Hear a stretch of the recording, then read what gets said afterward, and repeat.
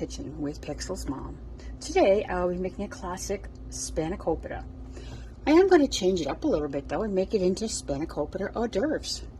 For this recipe today you will need milk, you will need vegetable oil, water, salt and pepper, feta cheese, spinach, phyllo dough, eggs, and poppy seeds. Now for the addition, I am going to be adding some dill weed, onions, and green onions for that extra flavor that will give that Spanikopita a good taste. Okay, our first step is to saute our onions with some olive oil in the bottom of our pan. And that's going to take anywhere from 3 to 5 minutes, depending on how high your heat is at. I have mine at a low medium setting, so it may take a few minutes for that. Okay, now that our onions have been sweated and starting to get a light golden color on them, we are going to add our spinach. I am choosing to use baby spinach, so therefore I do not need to take the stems off. If you were using a larger spinach, you would definitely want to take the stems off them. Once again, spinach does wilt, so if this does look like an awful lot of spinach, be patient, it will wilt as it cooks. I also am going to add a little bit of salt and pepper at this time to taste, and the green scallions. And this should take about 5 minutes or so just to wilt. Remember, you do not want these to be super soggy. You just want them to wilt down enough to actually make them usable for the dough itself. And now, as you can see, our spinach has now wilted down. It's been about 3 minutes, and I have turned the heat off. Now, your next step is going to actually be to wring out the spinach in a dry towel to get any excessive liquids or water that's left on the spinach. Once that's done, I'll be putting it in our bowl and we'll be combining it with our feta cheese. Okay, now that our spinach is cooled off with our onions, we are going to add our feta cheese, which I have crumbled from the block that I was in when I purchased it. And I am going to add the dill weed at this time as well too. I'm going to mix that all together, combine it so it's all like pushed together with all the cheese and the spinach and all the goodness together. Okay, now comes the fun part, the assembly. Your first thing is going to get your phyllo dough and cover it with a damp cloth, only because you don't want it to dry out. You're going to take your first sheet of phyllo dough. This is very, very delicate to work with.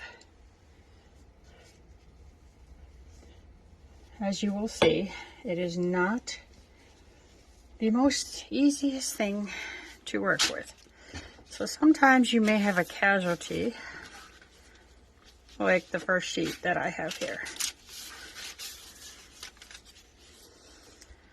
I just think that might have been because I had just a tad bit too much water on the towel.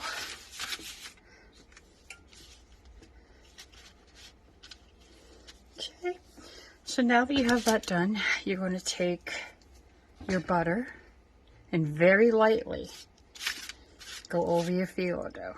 You don't want it to be oily, but you don't want it to dry out either. So you're going to very, very carefully spread your butter on your phyllo dough. And this is going to be one of 3 layers to do this. As you can see, this is a very complex thing to do. It does move very easily. So I will be back when I have the 3rd layer done and you can see what the final 3 are going to look like. Alright, with pretty good success I have put the 3 sheets together with a layer of butter. And I am now going to sprinkle some of our mixture onto our sheet. Doesn't seem like I'm putting a lot on there, But I am going to be rolling these, so it will combine as I roll them together. This whole batter is going to probably make at least 6, maybe 7 rolls of this hors d'oeuvres. Okay. And now that I have an adequate amount of spinach on here, it is time for me to roll it. Now she's probably thinking, like, what is she really doing? Well, this is how we make our hors d'oeuvres. We're going to roll them up very gently. And the final turnover. And then you're going to be flat. Just like this. Okay, now that our roll is completely rolled, we are going to make triangles out of it. So I'm going to cut our phyllo dough into triangles. You should get about 6 to 8 triangles per roll.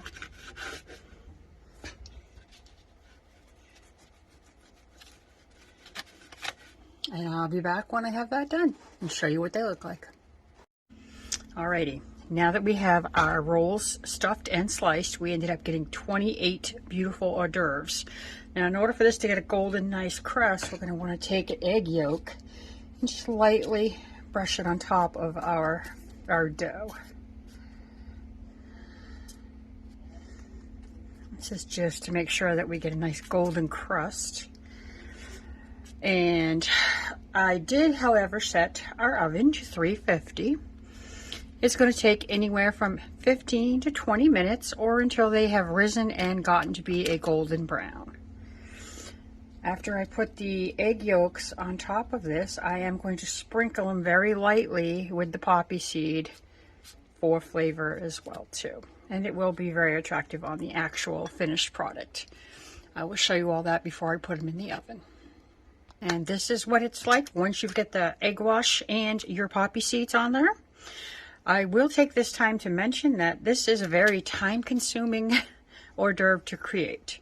If you're thinking of just putting it together like you would normal a regular Spanikopita, where you just layer it and then put all the stuff on, it does take a little bit more time and patience to do so.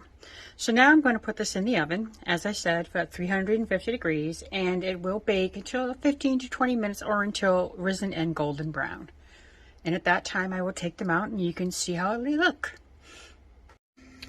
Okay folks, I took our Spanikopita out of the oven, which was in the oven for approximately 12 to 15 minutes. As you can see, they are a beautiful golden brown and they are very flaky. So the next thing I get to do is give them a try. Okay, the moment I've been looking forward to, giving these beautiful hors d'oeuvres a try. Okay, here I go.